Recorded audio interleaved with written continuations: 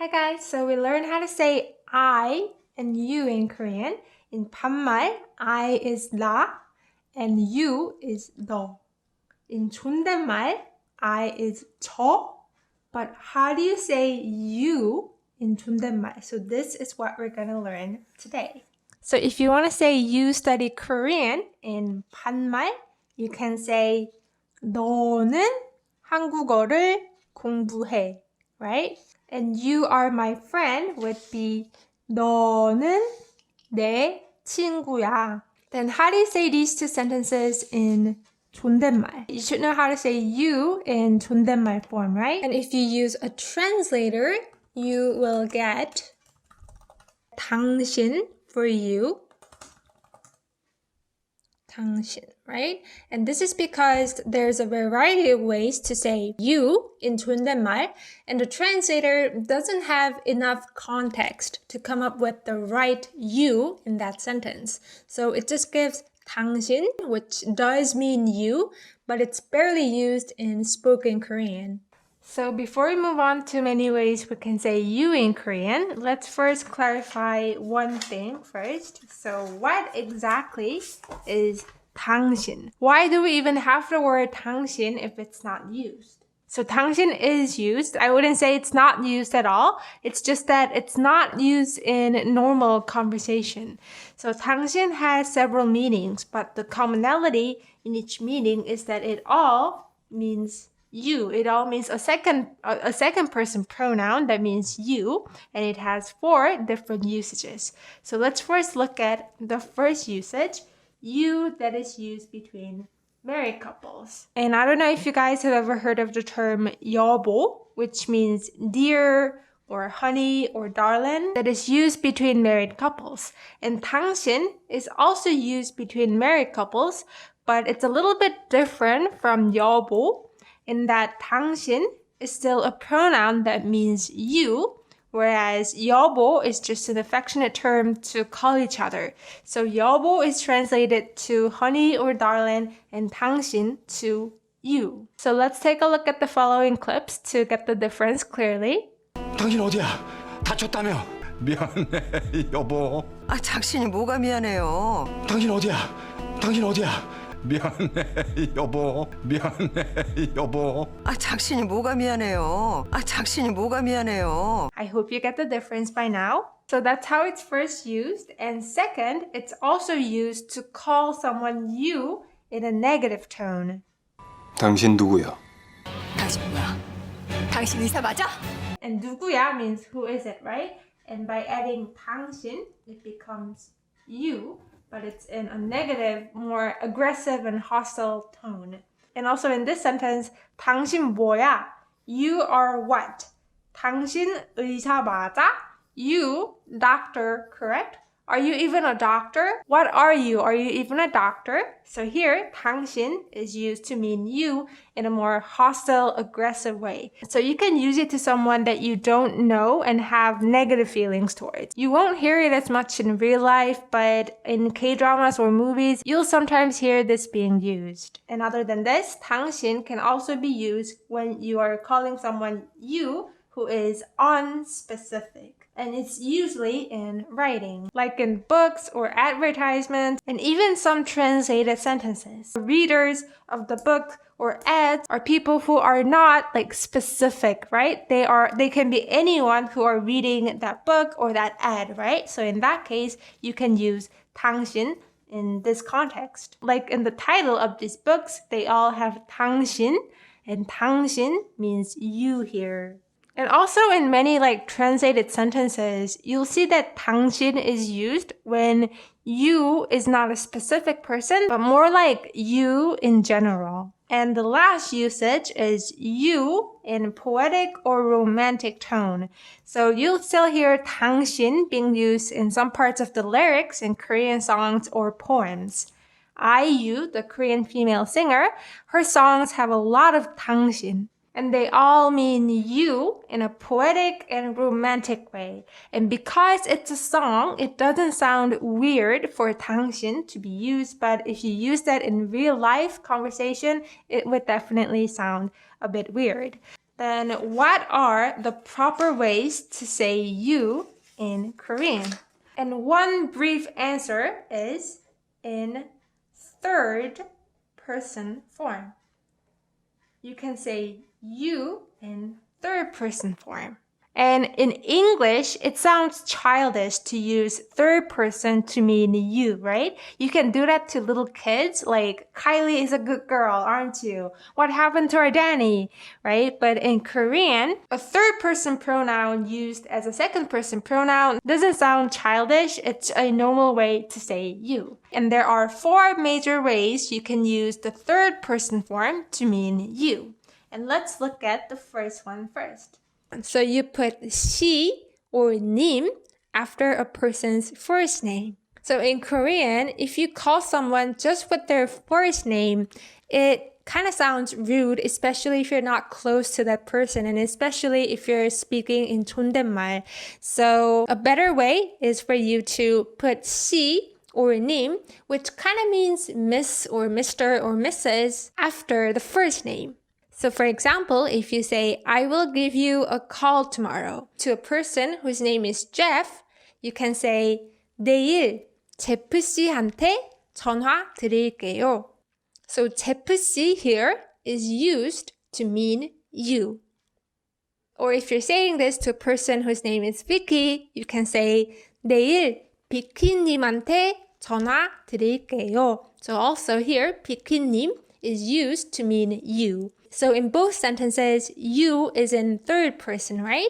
So that's how you can use it. It's not difficult, right?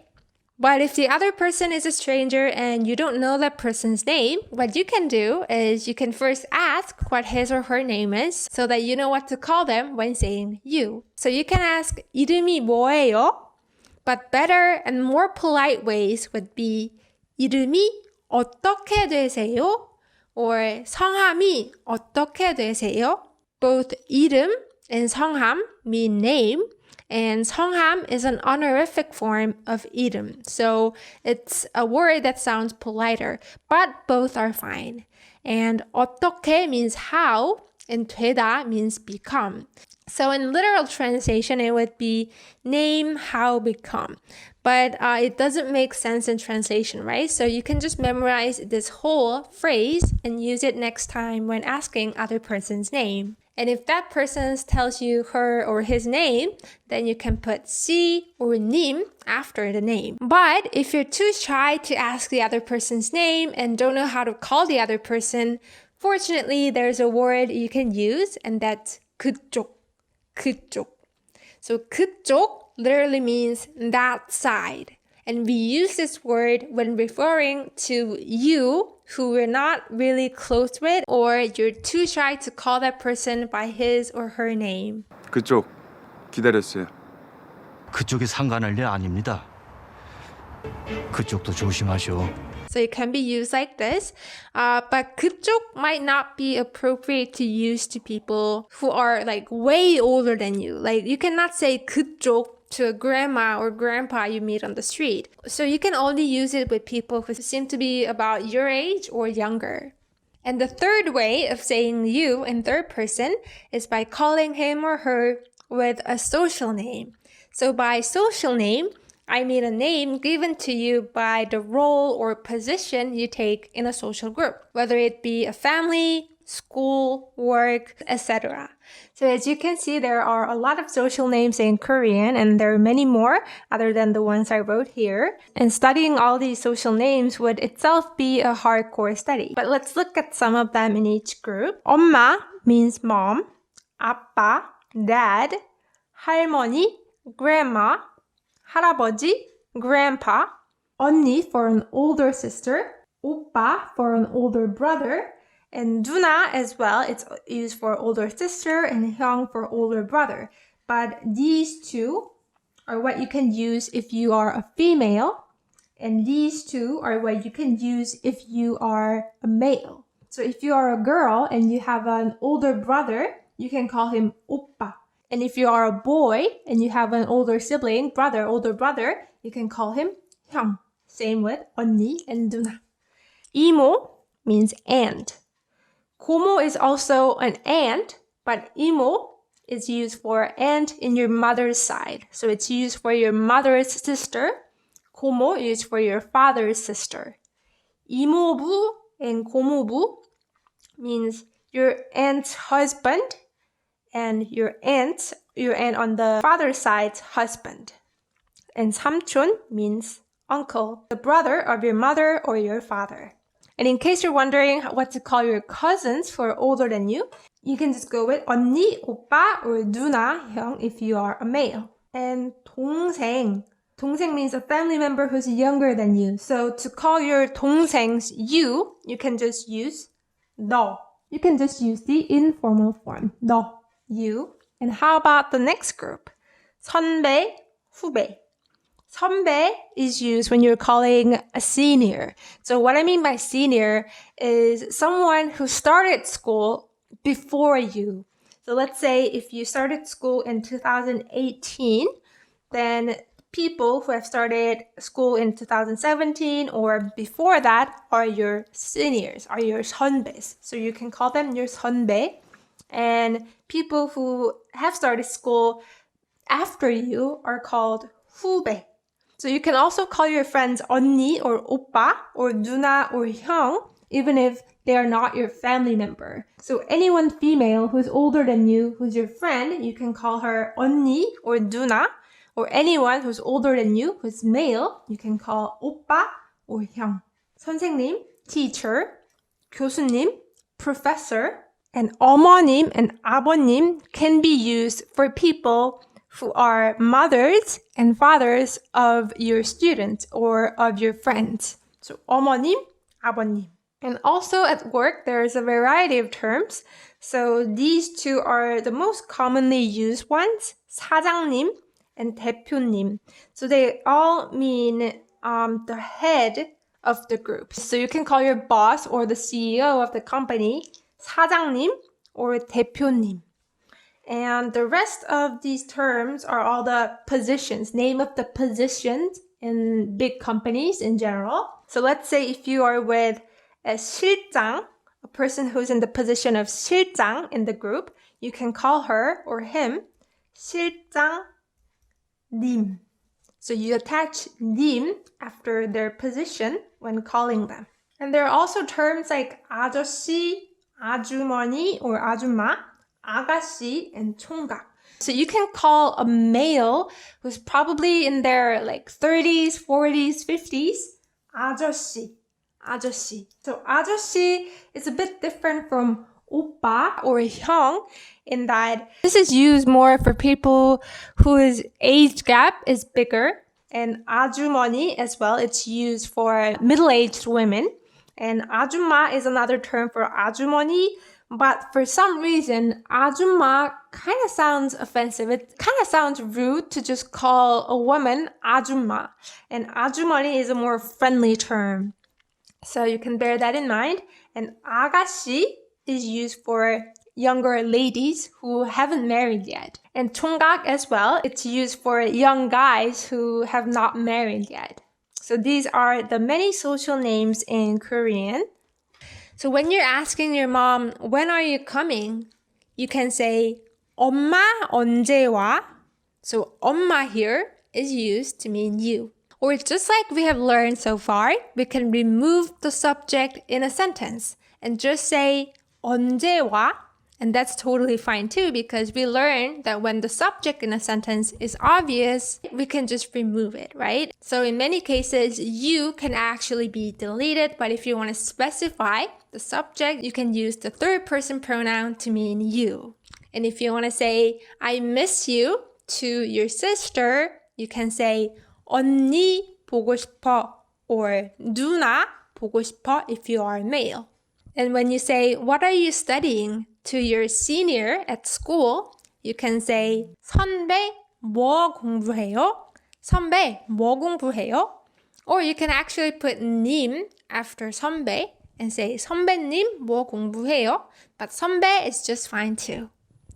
And if you want to say, are you full to your boss, you can say 사장님 배부르세요? 사장님 배부르세요? And if you want to ask a middle-aged man, are you the owner here? you can say 아저씨가 여기 주인이세요? 아저씨가 여기 주인이세요? And 아저씨 is used to mean you. So in all these sentences, the third person names are used to mean you.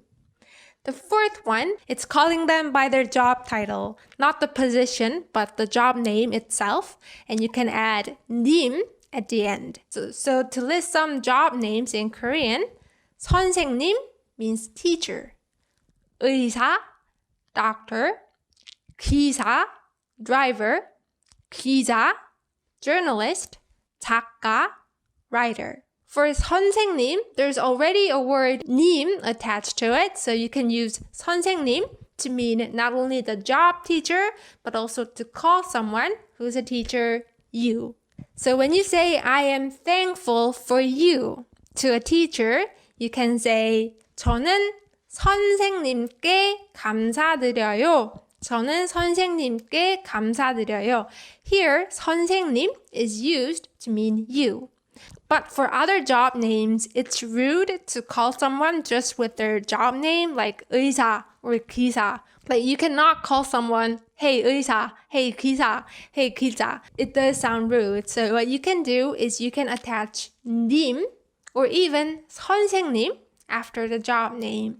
So the word 선생님 is used often when calling the other person to show respect, even if that person's job is not a teacher. So what you can do with the word 선생님 is you can attach it after a job name, or you can also attach it after a first name or last name.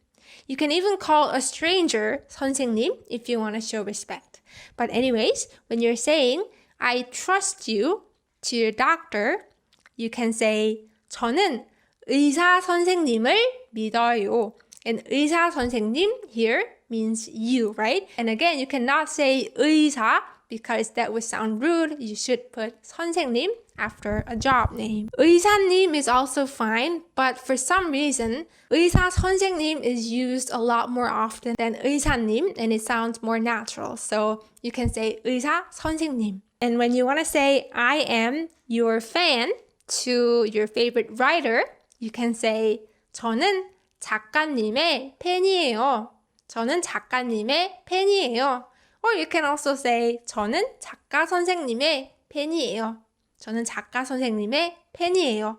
So that was the many ways you can say you in Korean. This video was quite long, but there's nothing really difficult about it, right? What you can remember is that you is used in third person, or it can be completely removed. For practice, let's try to translate these two sentences. So first one, I like your personality. So we learned that there's two ways to say like, but we're going to go with the second one that we learned. 좋아, 이 or 가, 좋아. I hope you can see this clearly. And for personality, it's 성격 in Korean. So how do you say I like your personality in Korean? Let's first start with 반말. So you can say 나는, I, 너의, your, personality, 성격, and then we have to put the marker, 이, right? 나는 너의 성격이 좋아. I like your personality. And you can also say 네 for 너의. 너의 or they both mean your, right? So you can say 나는 네 성격이 좋아. How about in 존댓말? You can say 저는 I, your personality like, right? So this is the place for your, right? But in 존댓말, there is no fixed you form, right? So you have to go with the third person form. So if you are talking to a person whose name is Jeff, you can say 저는 제프 씨. This means you, right? And you put 의 particle, 의, the possessive particle that indicates the possession of someone's. So 제프 씨의 성격 means Jeff's personality. So I like your personality, right? And how about when you're talking to your teacher? You can say 저는 선생님의 성격이 좋아요 to mean I like your personality. Or how about when you're talking to a middle-aged woman? We learned that you can say 아주머니. 저는 아주머니의 성격이 좋아요. So these are all possible sentences for I like your personality in Korean. Then how about the second sentence? What are you doing tomorrow? So we learned that tomorrow is 내일. What is 뭐? Right? So let's first start with 반말. You can say 너 내일 뭐 해? Right? 너 내일 뭐 해? Or you can also just remove the subject and say 내일 뭐 해? Because it's obvious when you're asking a question to the other person that the subject is you, right? So tomorrow, what are you doing? 내일 뭐 해? Then how about in 존댓말? In 존댓말 as well, you can also remove the subject and say 내일 뭐 해요? Or if you want to use a 세요 ending, you can say 뭐 하세요? Right? So these are all possible sentences for what are you doing tomorrow. But if you want to specify the subject, you, then you can change it in third person form. So if you're talking to your female friend who is like a year or two older than you, you can say 언니, right? 언니 내일 뭐 해? Or you can say 뭐 해요? 언니 내일 뭐 해? 언니 내일 뭐 해요? If you're talking to your boss, you can say 사장님, 사장님 내일 뭐 해요? Or if you want to be extra polite, you can say 뭐 하세요 with the 세요 ending, right? 뭐 하세요? When you're asking your father what he's doing tomorrow, you can say 아빠 내일 뭐 해? 아빠 내일 뭐 해? Or if you want to be polite to your parents and use 존댓말, you can also go with 존댓말. It really depends on how close you are with family or what is the rule in the family. In my family, for example, we just use 반말 to each other. So I speak in 반말 to my parents and I only speak in 존댓말 to like my relatives and my grandparents. So this is how you can say, what are you doing tomorrow? And like we learned, these third person forms are all you in this sentence, right? So there are so many other third person names that you can use that we didn't cover in this video, but these are the most common ones that you'll come across and that you can actually use. So they're quite easy to remember, right? So that's it for this lesson, guys, and thank you for studying with me, and I'll see you in the next video, which will be how to say he, she, and them in Korean, the pronouns in Korean. So I'll see you there. Bye-bye. 안녕.